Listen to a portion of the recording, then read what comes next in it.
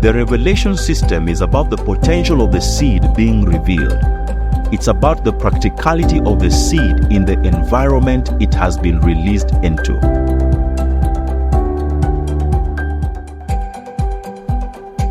Welcome to Word of Wisdom, a podcast that seeks to rebuild and restore the true image of God in you by drawing wisdom from the scriptures and giving practical insights for their application.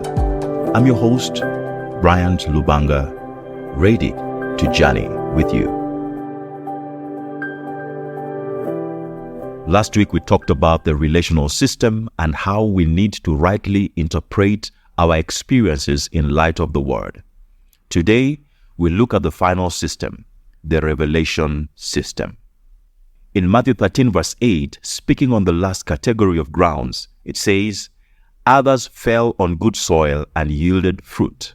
In verse 23, Jesus goes on to explain the parable by saying, "What was sown on the good ground, this is he who hears the word and understands it, who most certainly bears fruit and produces some 100 times as much, some 60, and some 30. The good ground is a picture of those who understand their purpose and the purpose of the word sent, and they correctly apply it. When the word gets to them, it meets a fertile ground. Fertility is a picture of readiness and alignment. When the word gets to them, it not only grows them, but produces the intended fruit. They accept, hold fast, and pursue the word by all means. The word bears fruit in them. They operate in what I call the revelation system. The revelation system is a prepared heart that is conducive for the word to produce. Think of a farmer who has tilled the land ready for planting. In this system, one has a mindset that understands their responsibilities and is ready to take them up as soon as the word is released.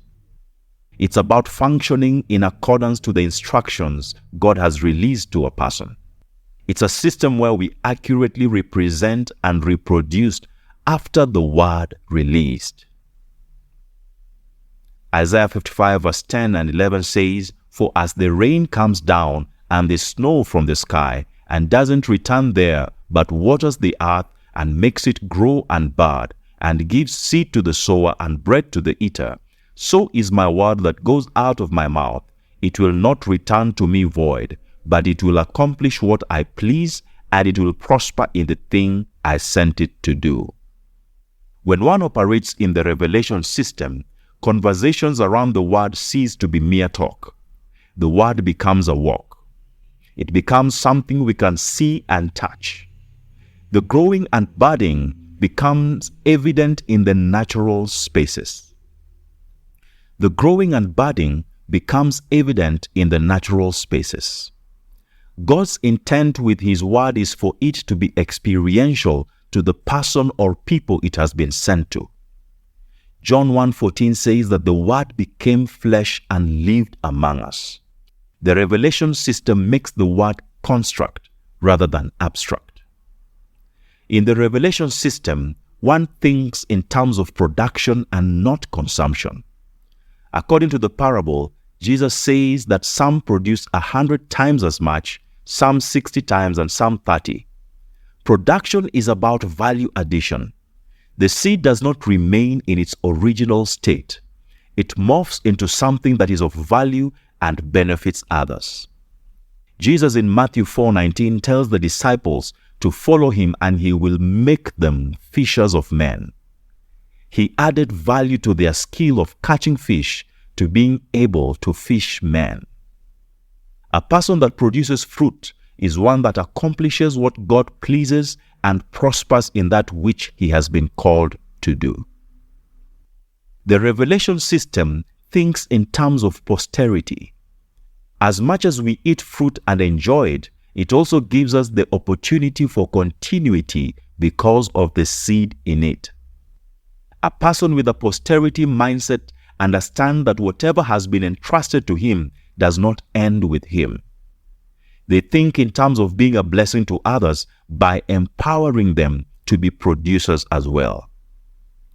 In John 14 verse 12, Jesus declares to the disciples that whoever believes in him will do even greater works. The revelation system is about the potential of the seed being revealed.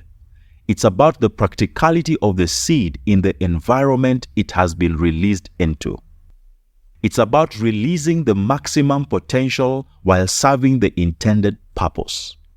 The revelation system is about the visibility and tangibility of the word. We will be able to measure it based on the original intent as to why it was sent. It should be said that it has accomplished what God pleases and prospered in that which he sent it to do. As we conclude, let's look again at Joshua chapter 1 verse 8 in relation to these systems. It says, "This book of the law shall not depart out of your mouth." The part "shall not depart out of your mouth" is what we've likened to the retention system. Then it says, "You shall meditate therein day and night." Meditation here is likened to the root system. And then it continues to say, "Observe to do according to all that is written therein." Observing to do is what we are likening to the relational system. Then it finally says, "Then you shall make your way prosperous and have good success." Our way being prosperous and having good success is the revelation system. Remember, the revelation system is about one who understands their purpose. It's about being prepared like a tilled land, ready to receive seed. It's about production and not consumption. It's about posterity and not just the now.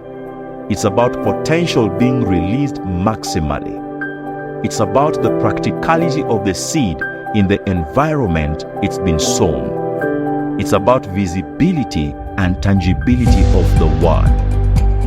It's about the word becoming flesh and dwelling among us.